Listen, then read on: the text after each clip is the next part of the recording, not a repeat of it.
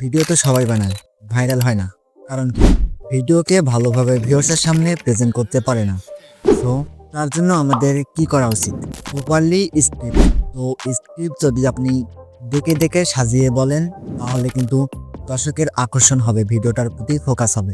তো তুমি হয়তো স্ক্রিপ্ট রিলেটিভ ইউটিউবে অনেক ভিডিও দেখেছো, কিন্তু আই প্রমিস, আমার এই স্ক্রিপ্ট রিলেটিভ ভিডিওটা দেখলে আর অন্য কোনো ভিডিও দেখা লাগবে না। আপনার কন্টেন্ট যেই ক্যাটাগরিতে হোক না কেন, likes, gaming, education, funny content, so আপনি যদি স্ক্রিপ্ট না লেখেন তাহলে আপনার ভিডিও কিছুটা এরকম হবে। Halo. Taruh kabar itu. Script লেখার আগে আমাদের বুঝতে হবে স্ক্রিপ্ট কয় ধরনের হয়। স্ক্রিপ্ট মূলত দুই ধরনের হয়ে থাকে, বুলেট পয়েন্ট স্ক্রিপ্ট বা ওয়ার্ড বাই ওয়ার্ড স্ক্রিপ্ট। এই দুই ধরনের বুলেট পয়েন্ট স্ক্রিপ্ট, যেখানে আপনি আপনার ভিডিও টপিক টাইটেল লিখবেন, নিচে সেই টপিকের সাব পয়েন্ট লিখবেন। এই সাব পয়েন্টেরও আবার সাব পয়েন্ট আছে। তো আমি কিন্তু আপনাদেরকে এ টু জেড বুঝিয়ে বলতেছি। আপনি বলতে পারেন যে এতগুলো সাব পয়েন্ট কিভাবে? তো আমি কিন্তু এই ভিডিওতে তোমাকে বুঝিয়ে বলবো যে কিভাবে সাব পয়েন্ট হয়ে থাকে।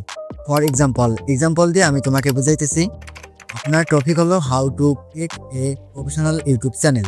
যদি আমি একটা ইউটিউব চ্যানেল বানাতে যাই তাহলে আমার কি কি লাগবে?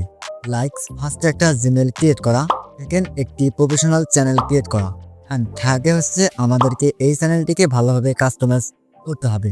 ওকে, আমাদের সাব পয়েন্ট লেখা শেষ। সাব পয়েন্ট লেখা তো শেষ করলাম। তো এবার দেখতে হবে কোন কোন বিষয়ের সাব পয়েন্ট হয় অ্যান্ড কোন কোন বিষয়ের সাব পয়েন্ট হয় না। আমি যদি আপনাকে ক্লিয়ার করে এক্সাম্পল হিসাবে বুঝিয়ে বলি, ফর নাম্বার 1 এক্সাম্পল।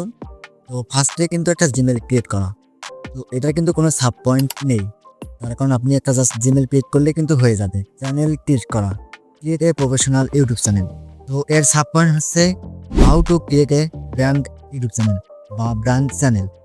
তো এটা হচ্ছে এর সাব পয়েন্ট। 3 নাম্বার হচ্ছে কাস্টমাইজ চ্যানেল। এখানে আমরা অনেকগুলো সাব পয়েন্ট লিখতে পারি, যেমন how to verify YouTube channel, how to upload logo and banner. তো এগুলোর আমাদের সাব পয়েন্ট লেখা শেষ। তো মূলত এগুলো হচ্ছে বুলেট পয়েন্ট স্ক্রিপ্ট, তো যেগুলো আমি আপনাদেরকে বুঝিয়ে বললাম। তো এখন হচ্ছে ওয়ার্ড বাই ওয়ার্ড স্ক্রিপ্ট। তো এটা আমি আপনাদেরকে বুঝিয়ে বলতেছি। ওয়ার্ড বাই ওয়ার্ড স্ক্রিপ্ট এটা মূলত 3 ধরনের হয়ে থাকে, ইন্ট্রো, মেন কন্টেন্ট, আউট্রো। এই 3টি হচ্ছে ওয়ার্ড বাই ওয়ার্ড স্ক্রিপ্টের সাব পয়েন্ট। তো এখন কথা বলা যাক ইন্ট্রো কি।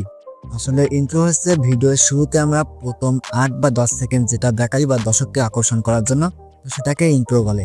তো এক্সাম্পল স্বরূপ আমরা যদি মিস্টার বিস্টের ভিডিও দেখে থাকি, তার কিন্তু 8 থেকে 10 সেকেন্ড এমন একটা রিয়াকশন থাকে যেটার কারণে কিন্তু পুরো ভিডিওটাই দর্শক দেখার জন্য আগ্রহী হয়ে থাকে। তো এক্সাম্পল হিসেবে আমার এই চ্যানেলের ভিডিওটি 93K অলরেডি আপ হয়ে গেছে। তো এমন আমি কি ইন্ট্রো দেখাচ্ছি সামনে 8 বা 10 সেকেন্ডে, যার কারণে এই ভিডিওটা এতটা ইন্সপিরেশন পেয়েছি। তো চলো আপনাদেরকে দেখিয়ে দিই। তো মূলত এটাই হচ্ছে ইন্ট্রো। তো আমাদের ইন্ট্রো কিন্তু বোঝানোর কাজ কমপ্লিট। তো এবার আমরা দেখো মেন কন্টেন্ট। তো মেন কন্টেন্ট হচ্ছে যে আপনি ভিডিওর মধ্যে প্রথমে যেটা দিয়ে দর্শককে ধরে রাখেন না কেন, ভিডিওর মাঝে কিন্তু সেম টু সেম ভাবে আপনাদেরকে ধরে রাখতে হবে বা কন্টেন্ট ভালোভাবে দিতে হবে। 3 নাম্বার হচ্ছে আউটরো। তো সিম্পল, তো আপনি মনে করেন যে কোনো ভিডিও শেষ করলেন বা ভিডিওর ইন্ট্রো বা মেন কন্টেন্ট পুরোটা শেষ, ভিডিওর শেষে তো একটা প্রবাদ আছে বাংলায় যে শেষ ভালো যার সব ভালো তার। তো আপনারা শেষটা এমনভাবে শেষ করবেন যেটা দর্শককে পরের ভিডিওতে আকর্ষণ করবে বা তার মনে একটু হলেও প্রশ্ন জমাবে। তো যেমনটা কিন্তু আপনি বলতে পারেন, তো আমি যেমন এই ভিডিওর শেষে আপনাদের কাছ থেকে বিদায় নিতেছি, তো আপনিও কিন্তু এইভাবে আপনার ভিডিওতে অ্যাপ্লাই করতে পারেন। তো যেমন আমি বলতেছি, অলরাইট, সো হ্যালো গাইস, তো আজকের আমার ভিডিও কিন্তু এই পর্যন্তই ছিল। তো দেখা হচ্ছে পরবর্তী নেক্সট কোনো ভিডিওতে। অ্যান্ড এখনো পর্যন্ত যারা আপনারা এডিটিং সম্পর্কে জানেন না বা কিছুই বুঝেন না, তারা যদি আমার চ্যানেলের নেক্সট ভিডিওগুলো দেখে আসেন বা আমি যেগুলো আপলোড করেছি, তো সেগুলো দেখলে কিন্তু এডিটিং আপনারা শিখতে পারবেন। তো দেখা হচ্ছে ওই ভিডিওতে গাইস। তো ভালো থাকবেন, সুস্থ থাকবেন, আল্লাহ হাফেজ। তো আপনি এরকম একটি হুক দিয়েও কিন্তু শেষ করতে পারেন, যেমনটা কিন্তু আমি আপনাকে বোঝানোর জন্য এটা বলে দিলাম। তো আপনার সাথে এর থেকেও ভালোভাবে সাজিয়ে বলতে পারেন। তো ভালো থাকবেন, সুস্থ থাকবেন, আল্লাহ হাফেজ।